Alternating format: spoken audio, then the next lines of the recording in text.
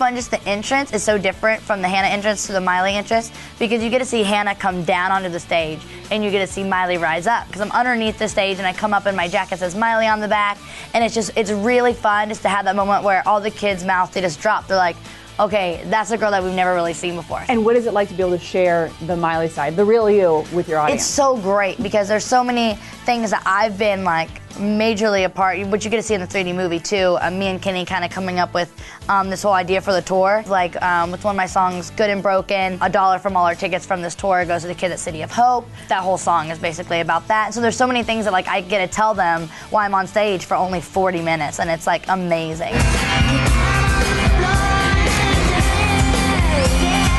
Well, one of my friends, who I just became kind of close with, was Hillary Duff, which that's who I always said was like a big inspiration, because me and her were so much alike.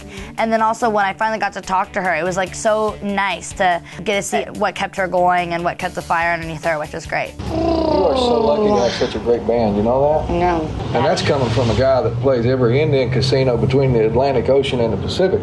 How is your dad with dates? My dad, he's really cool. He's really definitely like trustworthy, and me and my dad are on that thing where until I really, really mess up, we're like this. He's really cool. Well, you're really good about not really messing up. Oh, so far. Anytime I have messed up, they're definitely always underneath the microscope, and that's really, really hard.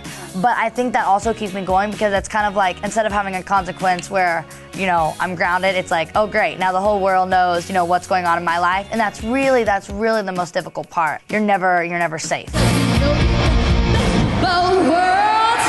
When you want to run out to go to the grocery store, do you feel like you have to constantly brush your hair and put makeup on? Or right. Is it easier being not living in LA? That's kind of the hard, like yesterday, me and my sisters were going out and we were both in like grungy looks. I had just gotten off my plane. I flew all night to get here for this premiere, and I had on like baggy sweats and like a really nasty t-shirt and my hair all messed up, and it was like the first thing I did when I got out of my car. People were starting to take my pictures, you know, people were noticing me in the store that I was at. It was like totally crazy, so I'm like, you know, that does kind of stink. Does it stress you out that people are going to see you being you, grungy, no makeup? The other day I was on some website and someone was like, ew, look at this picture of her with no makeup on. Like, that's terrible. But then again, it's kind of like the 3D movie. You get to see like the reality of it. And the reality is that I've not always made up and not always perfect, which I think, you know, people that do run into me on the streets really see that like I'm not always all glammed out.